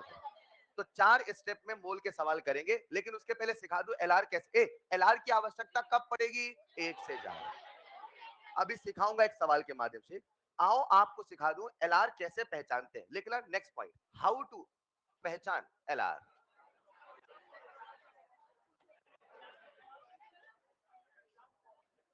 लिखो। आइए प्यारे बच्चों आपको बता दूं कैसे लिमिटिंग रीजन पहचानते हैं। How to identify LR. सब लोग बोर्ड पे जाइए। आगे क्या, सबसे पहले आपको मैं एलआर का फुल फॉर्म बता देता हूं। एलआर का फुल फॉर्म, इसके नाम में ही इसका मतलब छुपा है, लिमिटिंग रिएजेंट। मतलब ये एक ऐसा रिएक्टेंट है जो लिमिट कर देगा रिएक्शन। ए रुक जाओ बस हो गया, मन नहीं कर रहा मेरा। समझ पाएगा? एक ऐसा रिएक्टेंट जो रिएक्शन को रोकने की हिम्मत रखता है। एक ऐसा रिएक्शन जो एक ऐसा रिएक्टेंट जो रिएक्शन को रोकने की हिम्मत रखता है, उसका क्या नाम है? लिमिटिंग। एक लाइन लिख ले, reactant, reactant which limit the reaction, reactant, please बातें नहीं बेटा, reactant which limit the reaction, reactant which limit the reaction, reactant which limit the reaction। अब इसे कई किताबें कई तरीके से कहती है। जैसे मैंने क्या बोला, reactant which limit the, limit का मतलब रोकना। वो रिएक्टेंट जो रिएक्शन को रोक दे। वो रिएक्शन को रोकता कैसे है? रोकने के बहुत कारण है, बहुत तरीके हैं। आप सबने नेगेटिव कैटलिस्ट भी सुना है, लेकिन हम जब मोल कंसेप्ट पढ़ते हैं, जब हम इनहिबिटर, जब हम मोल कंसेप्ट पढ़ते हैं, क्या पढ़ते हैं? मोल कंसेप्ट। तो हम उन सभी बातों को छोड़ के मात्र एक बात देखते हैं, और वो ये कि अगर कोई रिएक्शन को रोक रहा तो वो ऐसे ही रोकेगा, मात्र एक तरीका, खुद खत्म होके रोकेगा। कैसे रोकेगा? हालांकि तरीके और भी हैं, हालांकि तरीके, लेकिन मोल कंसेप्ट जब हम पढ़ते हैं तो लिमिटिंग रिएजेंट केवल उसे ही मानेंगे जो रिएक्शन में पहले खत्म हो जाएगा, जो पहले कंज्यूम हो जाएगा। तो लिखना, we can also say that reactant, we can also say that reactant which consume first in the reaction, which consume first in the reaction, जो रिएक्शन में पहले खत्म हो जाए उसी के खत्म होने से रिएक्शन रुक जाएगी, क्योंकि जब तक सारे रिएक्टेंट नहीं होंगे तब तक रिएक्शन नहीं हो पाएगी। सर हम कैसे जानेंगे कौन पहले खत्म होगा? कैसे जानेंगे? उसको जानने का तरीका क्या है प्यारे बच्चों? सब लोग जरा बोर्ड पे आओ। इमेजिन करते हैं हम सबके सामने एक रिएक्शन है, a प्लस 3b से बना 2c। अरे मान लो, पहले बताओ ये जो हाइपोथेटिकल रिएक्शन को बैलेंस मान ले। पहला सवाल, पूरी क्लास बोर्ड पे आ जाए, आ जाओ ना। मैंने कहा ए के है 10 मोल, ए के है, मान लो। तो मैंने सिंगल रिएक्टेंट की जानकारी दी कि मोर देन वन। अच्छा एक मिनट, मैं केवल नंबर लिखता हूं, मोल वोल बोल के चला जाऊंगा तो आपको मानना पड़ेगा सर ने मोल भी लिखा है। पूरा लिखूंगा तो समझ पा रहे ना, फिर बहुत डेकोरेशन हो जाएगा। फिलहाल सिंपल 10 बोल तो चलेगा ना। ए के कितने मोल है? तो सर ने सिंगल रिएक्टेंट की जानकारी दी कि मोर देन वन। और जब सिंगल रिएक्टेंट तो क्या हमें एलआर के बारे में सोचना है? अब सुनिएगा, क्योंकि मुझे आपको एलआर सिखाना है तो मैंने कहा लेट्स इमेजिन ए के 10 मोल है, लेट्स इमेजिन बी के भी 10 मोल है, मान लो। क्या एक से ज्यादा रिएक्टेंट की जानकारी दी? अब हमें एलआर सोचना पड़े। जब कभी किसी रिएक्शन में एक से ज्यादा रिएक्टेंट होता है तो जो लिमिटिंग रिएजेंट होता है वही रिएक्शन को डिसाइड करता है, वही रिएक्शन को। मेरी बात को समझिएगा, ए के कितने मोल है? बी के। अब आपको पता करना है वो कौन है जो रिएक्शन को रोक रहा है, वो कौन है जो रिएक्शन को लिमिट कर रहा है। तो कैसे पता करेंगे? एक मेन मेथड, इसका कितना मोल ए, तो इसका कितना मोल थे। अगर इसका एक मोल जाएगा तो इसका, तो अगर इसका 10 जाएगा तो इसका, इसके 10 को कितना चाहिए, मगर कितना है, इसके 10 को कितना चाहिए, बोलो ना। ऐसे समझो कितने मोल है? 10। अच्छा जब रिएक्शन जाता है तो एक साथ ही 10 ऐसे टूट पड़ते हैं, ये करके जाते हैं। पहले एक जाएगा, फिर दो जाएगा, फिर तीन जाएगा, अरे हाँ या ना। जब इसका एक मोल गया तो इसका, इसका एक, एक में 30 चले गए, एक में 3, एक भेजो, इसके भेजो, कितने बचे? बेटा मैंने 10 में एक भेजा, 10 में 3 भेजा, कितने बचे? 9, कितने बचे? 7। ठीक, अब बताओ भी रिएक्शन हो सकती है? होगी। अब फिर से एक भेजो, यही सवाल पूछ रहा हूँ। ठीक, इसके 2 गए, इसके 3 गए, अरे हाँ या ना। जब इसके 3 गए तो इसके, तो इसके कुल कितने थे, कितने गए, इसके कितने गए, तो 9 गए, तो कितने बचे, लेकिन इसके कितने बचे, मतलब इसके भी 7 मोल और रिएक्शन करने को बेकरार है, लेकिन इसके कितने बचे? एक। अरे बोलो ना। अब जब एक मोल है तो अगली बार जाएगा तो खत्म हो जाएगा। पहले कौन खत्म होगा? बी। पहले कौन खत्म होगा? जब बी नहीं रहा तो क्या अकेले ए बना लेगा सी? ए कहेगा बी के बिना कैसे काम चलेगा, हाँ या ना। मुझे बताओ क्या ए और बी दोनों का होना जरूरी है? आज पहले खत्म कौन हुआ? बी। एलआर कौन है? बी। अब इसी मेथड को, एलआर पहचानने को हम थोड़ा सिंप्लीफाई करते हैं। इतना सोचोगे तो बहुत समझ आएगा, हाँ या ना। इसको सिंप्लीफाई करने का एक बड़ा प्यारा तरीका बनाया गया। तरीका क्या बनाया गया जरा सुनिएगा, सुनिएगा, सुनिएगा। सुन रहे हो बेटा? सुनो ध्यान से, I will not repeat again. यहां बहुत निगेटिव होता है। जो भी मोल है, क्या बोला मैंने? अगर मोल ना दे तो वेट देगा, वॉल्यूम देगा, कुछ ना कुछ तो देगा। आप उसे कन्वर्ट कर लेना मोल में। किस में कन्वर्ट? क्या अब ये दोनों के मोल आ गए? अब एलआर पता करने के लिए, क्या पता करने के लिए? जो भी मोल है उसको स्टोइशियोमेट्री से डिवाइड करें। जो भी, उसको ए के कितने मोल, ए की स्टोइशियोमेट्री 10/1। वेरी गुड बेटा, 10/1 10। ठीक है, यहां बताओ जरा बी के कितने मोल है? 10/3, 3 पॉइंट समथिंग आएगा। सुनो, लिसन केयरफुली। आप गलती कहां करते हैं प्लीज, मैं सबसे कह रहा हूं, आप यही निगेटिव कराते हैं। क्या करते हैं सुनना, कितने मोल थे? 10। कितने थे? 10। 10 10 थे, 10 10 हैं, रहेंगे। ये तो आपने एलआर पता करने का एक ट्रिक लगाया। क्या लगाया? तो ये जो आया, ये मोल है कि मात्र रेशियो है? रेशियो है। ये मोल नहीं है, ये मात्र क्या है? रेशियो। इन दोनों में कौन सा रेशियो छोटा? ये वाला। तो जिसका रेशियो छोटा, क्या बोला मैंने? वही होगा एलआर, वही होगा। वो जो हम उतना सोच रहे थे, इसका एक जाएगा इतना, ये हो, अब ये सोचना आसान हो गया। इसके कितने मोल? 10। इसके कितने? 10। तो मैंने कहा बेटा एलआर कौन होगा? सर 10/8। सर यही एलआर होगा। कौन होगा एलआर? रुको, मतलब पहले खत्म कौन होगा? मतलब प्रोडक्ट का डिसीजन बी करेगा, ए करेगा? क्यों करेगा बी? सर जब वो खत्म हो गया तो रिएक्शन होने वाली, तो रिएक्शन तब तक चली थी जब तक वो जिंदा था। यस और नो? एक सवाल और आपसे पूछता, चलो बोर्ड में आइए जरा। मैंने आपके सामने लिखा N2 + 3H2 से बना 2NH3। हेलो, चलेगा? पहला सवाल अभी कराऊंगा, पहले प्रैक्टिस कर रहे। इसके 10 मोल, इसके बारे में कुछ नहीं बोला। Single reactant more than 1। इसके 10, इसके बोलो, बता दोगे? अगला सवाल, अगर नाइट्रोजन के 10 मोल है तो अमोनिया कितने मोल बनेंगे? 20। अगला सवाल, अगर नाइट्रोजन 10 मोल है तो हाइड्रोजन कितने मोल कंज्यूम करेगा? What is the mole of hydrogen required for reaction of 10 मोल? यही तो सवाल बोलूंगा। लेकिन मान लो इसके होते 10 मोल, मान लो इसके होते 20 मोल, मान लो। अब क्या एक से ज्यादा रिएक्टेंट हुआ? क्या कोई कोई एलआर होगा? एलआर पहचानने का तुरंत तरीका, त्वरित तरीका आपको पता है? 10/1, 20/3। कौन सा रेशियो छोटा? 20/3 वाला रेशियो यही होगा। तो अब प्रोडक्ट का डिसीजन ये करेगा, ये करेगा, ये। कुछ देर पहले तक आप कह सकते थे, कुछ देर पहले तक आप 10 मोल से बनेगा 20 मोल, 10 मोल से बनेगा।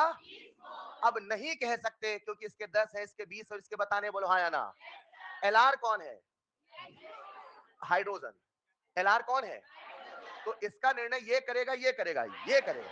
अब क्या कहोगे? सुनना ध्यान से। 3 मोल हाइड्रोजन, क्या बोला? से कितने मोल अमोनिया?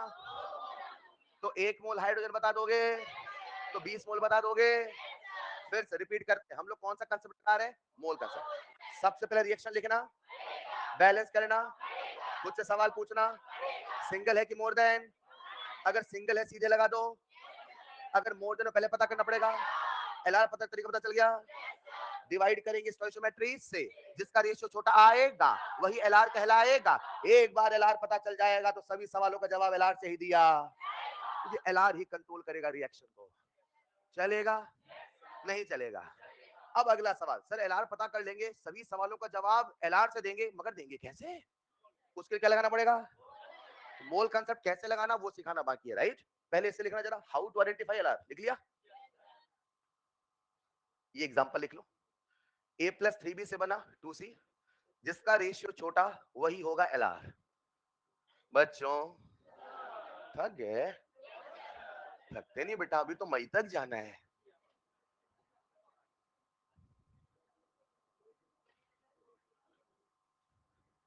कितनी मजेदार है पढ़ाई, नहीं?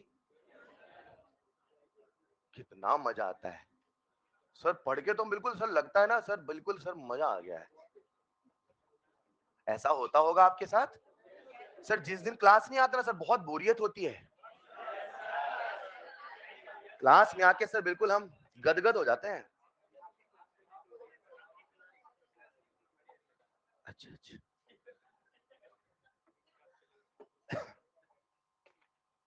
एक बच्चा ऑनलाइन में कह रहा है, वो जो मैंने वो कुछ देर पहले कहा था ना, पेपर बंद करवा दोगे, तो वो कह रहा है काफी डार्क था। बेटा आप जोक्स की भी कैटेगरी बना रखे हो क्या?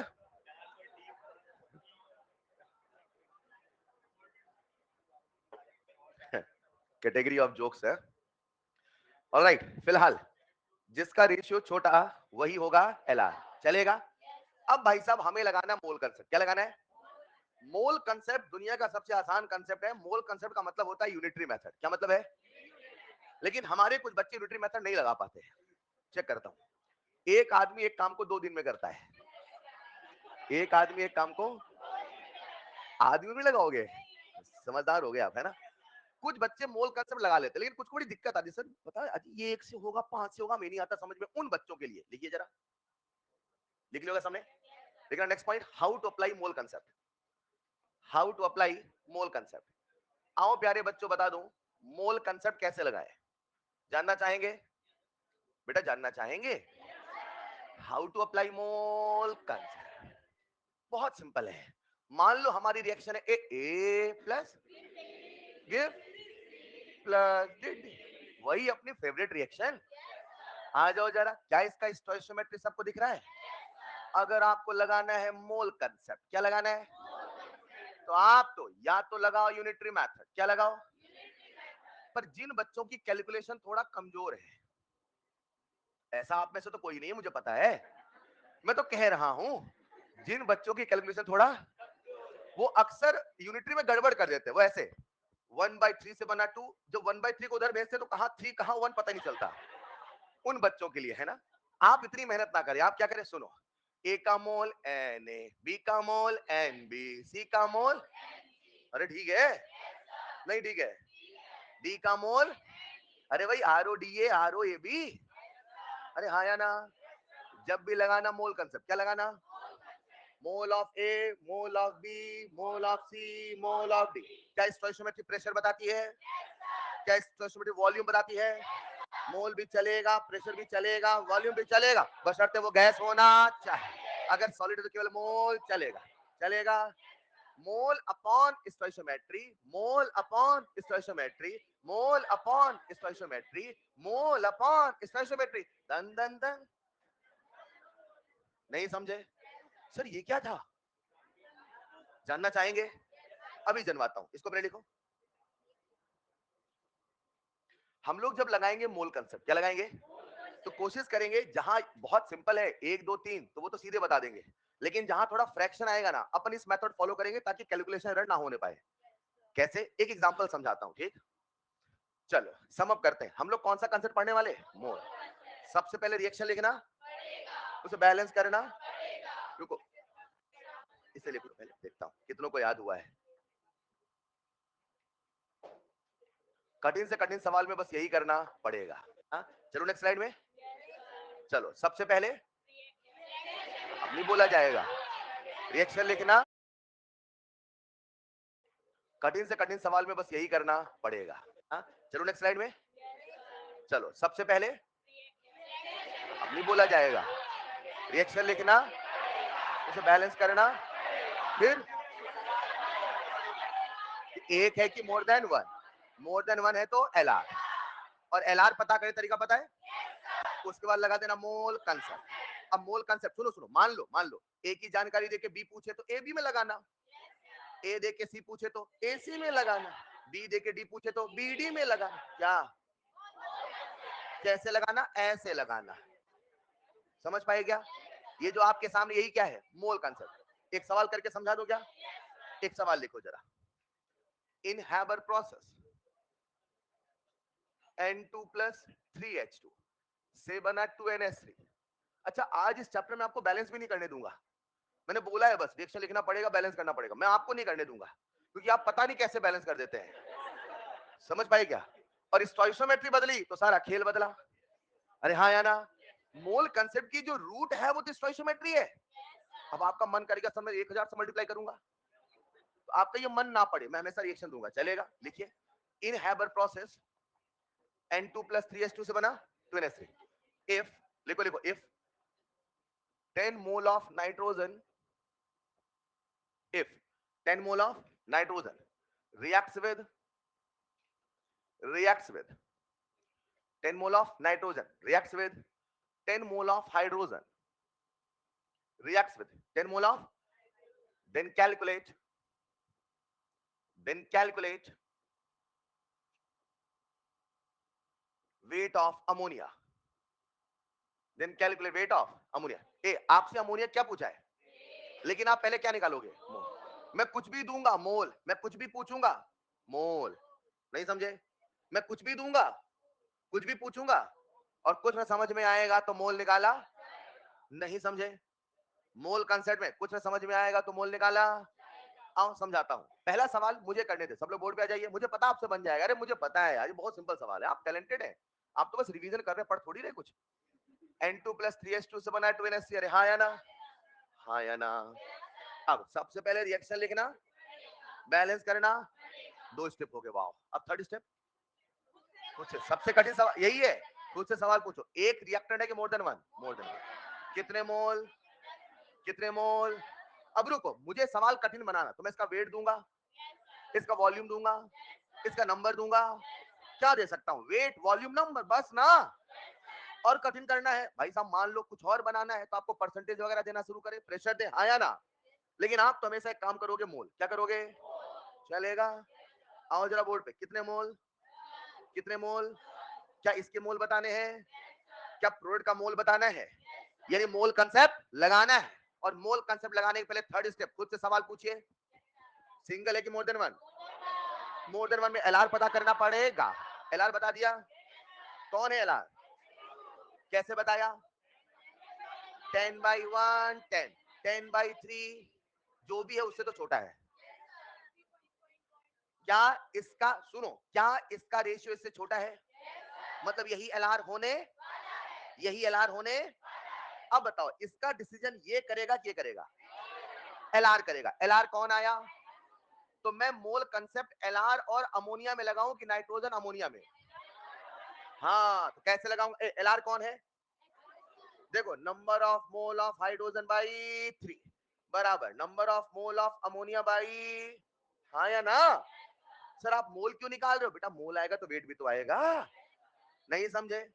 अब चाहे ऐसे करो चाहे ऐसे। सर 3 मोल से बनेगा, 2 मोल तो 1 मोल से बनेगा, 2/3 तो 10 से बनेगा। हेलो, अब आप गलती कहां करोगे सुनिएगा। Number of mole of hydrogen कितने मानू? 10 मानू कि 3.3 मानू? क्यों 3.3 आया था? वो मात्र एक ट्रिक था, वो मात्र एक, क्या पता करने का। फिर कहोगे सर हम सीख नहीं पाए। कभी अपने आप से पूछा करो। हाँ सुनते तो हो नहीं, आपसे दो ही चीजें मांगी थी ना, थोड़ा बहुत ध्यान भी रखा करो क्लास में, है ना? पढ़ने आए हैं क्लास में अपन, आ जाइए जरा। कुछ और करने आए हैं क्या? चलिए, number of mole of hydrogen कितने लिखूं? 10। तो वो 3.3 क्या था? वो तो मात्र ट्रिक था एलआर पता करने का। सवाल में बोला है 10 मोल, यानी 10 ही तो माना जाएगा। अब बताओ मैं कैसे लिखूं बेटा, कैसे लिखूं? कहां लिख दूं? नेक्स्ट स्लाइड लिख दूं क्या? इधर लिख रहा हूं, 10 बराबर। सर इसके मोल पता नहीं, क्या धन से मोल आएगा? मैं मानता हूं आप यूनिटरी मेथड से कर सकते हो, लेकिन उसमें कई बार कैलकुलेशन एरर होगा, कैसे होगा बताऊंगा मैं। उस एरर को अवॉइड करने के लिए इसकी आदत डाल लो। और काइनेटिक्स में आदत पड़ी है? आदत पड़ी कि नहीं पड़ी है? होमवर्क कर लिया आप लोगों ने? तो इसीलिए मैं इसको सीधे कह सकता हूं। बताओ यहां से number of moles of ammonia कितने आए, बता दोगे? कितने आए? 20/3, व्हाटएवर जो भी आए, डन। चलेगा? अब इस पूरी कहानी में जो दिलचस्प मोड़ आता है वो तब आता है जब कंबस्शन के सवाल आते हैं। किसके सवाल? टाइम होने वाला है क्या? तो next class completely based on mole concept, जैसा मैंने प्रॉमिस किया था मैं डिस्कशन करूंगा, इसलिए क्लास को रोकूंगा, ठीक? अच्छा, आपके पास क्या आया? मोल। लेकिन सवाल क्या पूछा था? कैसे निकालूं? कर लोगे क्या? जिससे पूछो आंसर बताएगा। चलो एक बार आप निकाल लो, मैं पहले पूछूंगा आंसर। वेट ऑफ अमोनिया कितना है? देखता हूं कौन ऐसा बच्चा है जो भयंकर आलसी है। भयंकर आलसी मैंने बोला था आप। सवाल सुना करे ध्यान से, कहानी का निष्कर्ष, लिसन केयरफुली। कर लिया सबने? मोल आ गए 20/3। आपसे क्या पूछा था? वेट। आ गया बेटा? So simple. तो weight is equal to mole into molecular weight. कितना मोल आया? 20/3 इंटू 17। चलेगा? कितना आया? Whatever, 113.3 gram. हाँ ठीक है बेटा, जीत गए आप, ठीक है। एक मिनट, आज से मोल कंसेप्ट शुरू हुआ, कल कंबस्शन, सारी वैरायटी, सारे वॉल्यूम ऑफ एयर, फलाना सारी वैरायटी कवर कर रहा हूँ, ठीक? चलेगा? Most important class, next class संभल के इससे रिवाइज करके आइएगा। आपका होमवर्क रहेगा, पहले होमवर्क लिखिए नेक्स्ट क्लास का। क्या कह रहे हैं? बस बस, अभी बंद करवा देता हूँ, बंद करवा रहा हूँ बेटा। नेक्स्ट क्लास का होमवर्क लिखे, नंबर 1। ऑनलाइन वालों होमवर्क लिखो, बोलो। होमवर्क बहुत सारा है, सारा दे दूं कि थोड़ा थोड़ा करके दूं? बाकी सब्जेक्ट में होमवर्क है क्या? ठीक है। तो वही होमवर्क दूंगा, मुझे कंप्लीट चाहिए। फिर नंबर 1 लिखें। Number 1, revise today's notes, and solve numerical if needed. Solve numericals if needed, नहीं सॉल्व न्यूमेरिकल्स इफ नीडेड, अगर जरूरत हो तो क्लास के सवाल दोबारा करें। दूसरा, सॉल्व एग्जांपल फ्रॉम मॉड्यूल। आपके मॉड्यूल में मोल करने कुछ सॉल्व एग्जांपल है, वो सॉल्व करना मैंडेटरी है, आज ही करना है। सॉल्व एग्जांपल 1 to 13, 1 to 13, फिर पेज नंबर 15 में आइएगा, उसमें 2 से लेके 17 तक।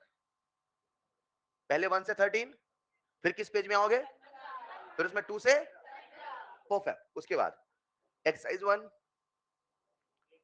1 से 50, जिन बच्चों से नहीं हुआ एक बार फिर से अटेम्प्ट करेंगे। डन। एक्सरसाइज 1 1 से 50, इतना मुझे कंप्लीट चाहिए। होमवर्क और था, नहीं दे रहा हूं, मानते हो बाकी सभी का होमवर्क है, इतना कर लो चलेगा।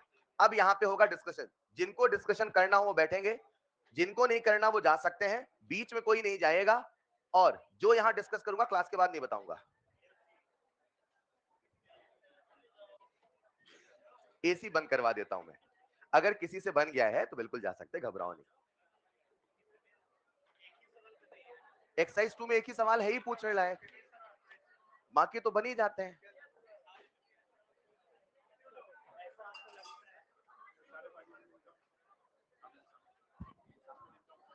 हाँ आ जाना डाउट। आप लोगों को असाइनमेंट दिया जा रहा है रूम नंबर 411 में। 400 नहीं, जो कल जिन बच्चों ने ले लिया था उनको नहीं लेना है। कितना कितना रद्दी बेचोगे हैं? जिन्होंने कल असाइनमेंट नहीं लिया था वही कलेक्ट करिएगा। असाइनमेंट यानी जो पेपर बीच में आपके बने थे वो आपका असाइनमेंट दिए जा रहे हैं, तो एक बार उनको कर लीजिएगा सॉल्व। चलो जल्दी से डिस्कशन स्टार्ट करते हैं, जल्दी से मॉड्यूल निकाल लीजिए। एक्सरसाइज 2, क्या क्लास आगे नहीं होती क्या? हाँ, क्लास एक्सटेंड नहीं होती क्या? अच्छा अच्छा, ऐसा ठीक है, चलिए। जिस बच्चे ने मुझसे कहा है सर ऑनलाइन भी पोस्ट कर दीजिएगा असाइनमेंट, बेटा मैंने असाइनमेंट टेलीग्राम में पोस्ट कर रखा है, और ईएलपी नंबर 1 कर रखा है। अच्छा, असाइनमेंट बेटा हम नहीं पोस्ट कर सकते। एक्सरसाइज 2 में पहले क्या डिस्कस कर लो, एक्सरसाइज 2 की 1 2 1 हो गया है? चलो पहले एक्सरसाइज 2 डिस्कस कर लेते हैं, लास्ट से स्टार्ट करें बेटा, ठीक है। एक्सरसाइज 2 का सवाल नंबर 22, यही सबका डाउट है क्या? बढ़िया सवाल है, बेहतरीन सवाल है, और सवाल इसलिए बेहतरीन आपको सोचने में मजबूर कर रहा है, लेकिन बहुत आसानी से कर सकते हैं। क्या बात है, जिस बच्चे ने मुझे मॉड्यूल जैसे एक्सरसाइज 2 के सारे सवाल कर रखे हैं, केवल सवाल नंबर 22 छोड़ रखा है। अच्छा वही बच्चा है क्या? आइए, चलो सब लोग बोर्ड पे आ जाओ। हमारे पास अमोनिया है और अमोनिया का डिकम्पोजिशन हो रहा है। अब मेरे पास दो ऑप्शन थे कि अमोनिया का डिकम्पोजिशन मैं कैसे लिखूं, तो हमने क्या किया, अमोनिया का डिकम्पोजिशन ऐसे लिखने का सिलेक्शन किया।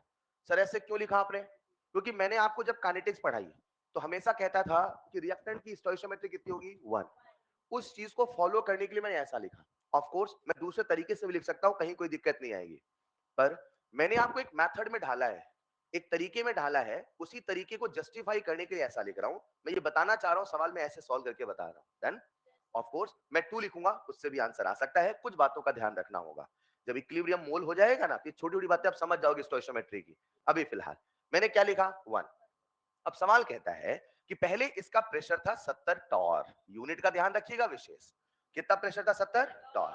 आधे होने में 5 मिनट लगा, आधा होने में, यानी 70 से t बराबर 0 पे कितना था 70, और t बराबर 5 मिनट कितना हो गया 35।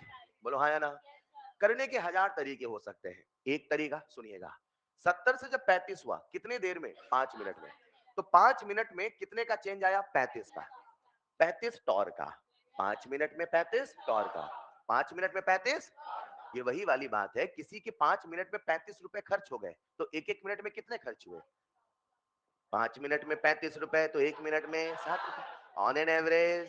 तो अगर 5 मिनट में, बिल्कुल सिंपल सोचो ना यार, 5 मिनट में 35 टॉर चले गए, तो एक मिनट में कितने टॉर गए, 7। यानी मैं लिख सकता हूं rate of disappearance of ammonia बराबर 7 टॉर पर मिनट, हाँ या ना? अब आपको ये सोचने में दिक्कत आ रही, फॉर्मूला लगाओ, आर बराबर delta C by delta T delta P by. अरे एक बात, दूसरी बात, ऐसे सोचा तो भी चलेगा, ऐसे नहीं सोचा तो फॉर्मूले सोचा। हमें सवाल में क्या दे रखा है, टी हाफ, और बच्चे बच्चे को टी हाफ का फॉर्मूला पता है ए नॉट बाई 2 के, हाँ या ना? अब बच्चा क्या करेगा, टी हाफ रखेगा, ए नॉट रखेगा, से क्या निकाल लेगा, निकाल लेगा। जब यहां से वो के निकालेगा, मेरी बात सुनिएगा, वो भी आता है 7, कितना आता है, अब आप भूल मत जाना कौन सा ऑर्डर है, जीरो, और जीरो ऑर्डर के लिए आर बराबर के इंटू ए की पावर जीरो, मतलब जो के है वही रेट है, जो के है वही, अरे जीरो ऑर्डर में। तो मेरे प्यारे बच्चों आज के की वैल्यू कितनी आ गई है, 7 टॉर पर मिनट, बोलो हाँ या ना। इसको फील करना, मतलब एक एक मिनट में कितने टॉर जा रहे हैं। क्या जीरो ऑर्डर रिएक्शन की रफ्तार कंसंट्रेशन बदलने से बदलती है। सरकारी गाड़ी कितनी भी सवारी बैठ जाए रफ्तार बदलने वाली नहीं है। अब उसने कहा कि भाई साहब इसका प्रेशर बदल के हो गया, अब न्यू सिचुएशन, न्यू है ना, इसका प्रेशर कितना हो गया है 0.25 एटीएम, 0.25 एटीएम। तो 0.25 एटीएम को टॉर बताओ कितना आता है, 190 टॉर। 0.25 यानी कितना टॉर हुआ, 190। मेरे बच्चे आज हम टॉर में सोच रहे हैं, ऑप्शन भी टॉर में है, तो मुझे इसको भी तो टॉर बनाना पड़ेगा। इसके कितने टॉर हो गए, 190। अब कितना मिनट बोला है, 3 मिनट, है या ना। 1 मिनट में जाने की रफ्तार, और जीरो ऑर्डर है तो बदलने वाला, तो 1 मिनट में 7, तो 2 मिनट में 14, 3 मिनट में 21, बोलो ना। तो यहां कह दूं मैं 190 माइनस 21 चलेगा, चलो छोड़ो आप तो ऐसे कह दो 190 माइनस एक्स, हाँ या ना। यहाँ कितना आएगा x/2, यहाँ कितना आएगा 3/2 है, बोलो ना। जरा मुझे x की वैल्यू बता दो, कैसे आया 21। सर ये t बराबर 0 है, t बराबर 3 मिनट है ना। सर मुझे उसकी रफ्तार मिल गई है, तो 1 मिनट में 7, तो 3 मिनट में 21, यानी x की वैल्यू, यानी मैं कैसे लिख दूं बताओ जरा, 190 माइनस 21, यहाँ पे 21/2 और यहाँ पे 3/2 इंटू 21। आपसे प्रेशर पूछा, टोटल प्रेशर, तो दिस प्लस दिस सॉल्व करोगे आंसर आएगा 211, चेक कर लेना, समझे।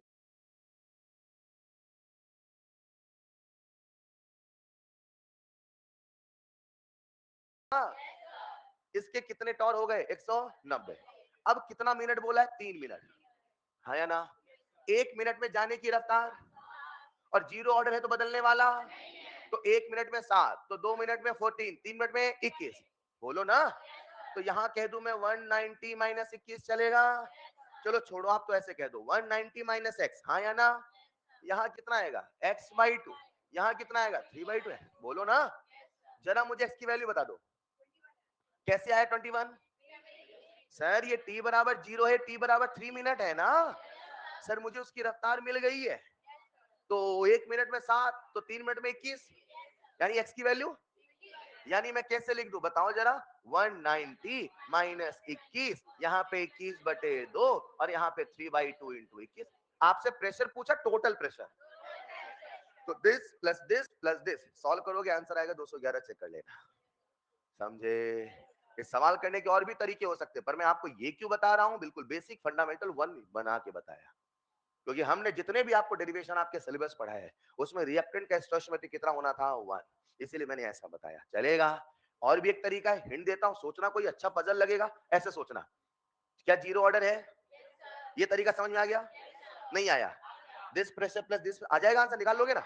अब नया तरीका बता रहा हूं, बस सोचना, ए नॉट माइनस ए टी बराबर के टी, एग्री।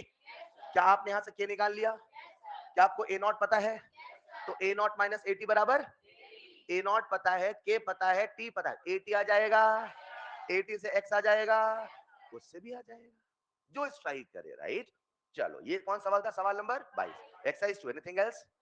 इस एक्सरसाइज में 2 में 17, एक बच्चे ने मुझसे सवाल पूछा है, सवाल नंबर 17, बढ़िया सवाल, सवाल नंबर 17, ये भी डाउट है आपका, फालतू में तारीफ कर दी आपकी, इसने 3 सवाल और छोड़े थे, अच्छा टिक नहीं लगाए, ठीक है। फिर सवाल नंबर 17, आइए जरा, जिस बच्चे का डाउट है, a catalyst lowers activation energy from 20 to 10, यानी पहले ईए कितना था 20, अब ईए कितना है 10, चलेगा नहीं चलेगा। अब वो कहता है मेरे प्यारे बच्चे, क्या कह रहा है, temperature changes from 300 kelvin to 310 kelvin, activation energy for, यार बहुत ही आसान है, आपसे क्या पूछा, एक्टिवेशन एनर्जी, चलेगा। सवाल नंबर कौन सा ये, 17 सॉरी, है ना 17 था ना, 20 से 10, the temperature at which the uncatalysed reaction, अब बताओ ये अनकैटलाइज है, ये है ऊपर, मतलब इसका वो वाला टेम्परेचर बताइए, इसका वो वाला, इसका वो वाला जिसमें इन दोनों का रेट सेम हो जाए, हेलो, तो आप क्या कहोगे, k बराबर a इंटू ई की power minus A by R T. देखो मैं लिख रहा हूँ, k1 बराबर a इंटू ई की power minus upon R T. ये हो गया अनकैटलाइज मान लो। और कैटलाइज क्या होगा, k2 बराबर a इंटू ई की power minus E2 upon R T. चलेगा, E1 पता है, E2 पता है, रिएक्शन सेम है तो A से A कैंसल होगा। डन। उसने कहा सेम हो जाए तो आप क्या कह देना, अनकैटलाइज कैटलाइज दोनों को इक्वेट कर देना। इक्वेट करके टेम्परेचर निकाल लोगे बेटा, जिसका भी डाउट था निकाल लोगे। कर लोगे क्या, थोड़ा कैलकुलेशन हिंट दे रहा हूं, ट्राई करना। उसके बाद बोलो 17 के बाद 18। एक बच्चे ने मुझसे सवाल पूछा, 18 तो क्लास में कराया है, 0.001%, 10 की पावर -3। जिस बच्चे ने मुझसे पूछा सवाल नंबर 18, एक्सरसाइज 2 का सवाल नंबर 18, फ्रैक्शन ऑफ मॉलिक्यूल, याद आ रहा है क्या, ई की पावर -a/rt, हाँ या ना। परसेंटेज क्या होता है, बोलो परसेंटेज बराबर ई की पावर -e/rt गुणे 100। हेलो, ये दे रखा है 10 की पावर कितना है, बोलो कौन सवाल था बेटा ये, सवाल नंबर बोलो 18, 10 की पावर -4 ई की पावर -a/rt। मैंने क्लास में -3 वाला कराया था, बस कर लो ना यार, इसे कराया है सवाल क्लास में, हाँ या ना। एनीथिंग एल्स, आ रहा हूं, एक्सरसाइज 2 डन, सच बताओ, पूछ लो, भागो नहीं। Exercise 2 done, exercise 1 done, exercise 2 done, exercise 3 में कोई डाउट हो बताइए। एक्सरसाइज 3 का, 2 का कौन सा, सवाल नंबर 6, केवल आपका डाउट है क्या, सवाल नंबर 6 किसी डाउट है, अभी क्लास के बाद आ जाना, ठीक। एक्सरसाइज 2 डन, ऑनलाइन वालों एक्सरसाइज 2 में, ऑनलाइन वालों जल्दी बताओ, क्या घटिया सवाल पूछ रहे हो यार, 7 वाला पूछा है, एक्सरसाइज 2 का सवाल नंबर 7, जिन्होंने भी पूछा है देख लो एक बार ऑनलाइन वाले, वरना वो कहेंगे सर हमें तो कोई बताता ही नहीं। एक रिएक्शन दे रखी है, A2B3 से बना A2 प्लस 3/2 B2, चलेगा। Pressure changes from 60 to 75 torr, तो 60 minus x, x 3/2 x, hello, तो 60 माइनस एक्स प्लस 3/2 एक्स बराबर 75, हाँ या ना। क्या यहाँ से एक्स की वैल्यू आएगी, एक्स आएगा, पुट करना, सॉल्व करना, रेट आएगा। जिसका डाउट था क्लियर है बेटा, हिंट दिया मैंने, अभी हिंट दिया है, मनिक चलेगा बेटा। मोबाइल नंबर मैंने ऑलरेडी टेलीग्राम में शायद दे रखा है बेटा, कई बार बोल रखा हूँ यार, मैं भी थक गया हूँ बोलते बोलते, अजीब लगता है बार बार नंबर बोलता हूँ तो, मुझे लगता है मैं याद कर रहा हूँ क्या, 7, हाँ उसके बाद बस डन। एक्सरसाइज 3 में आ जाओ जल्दी से, एक्सरसाइज 3 बोला था आज, फिर ऐसा नहीं नहीं कल कर लेंगे ना, थोड़ा थोड़ा रोज करे, करते रहे डिस्कशन, एक सवाल है तो पूछ लो, ठीक है।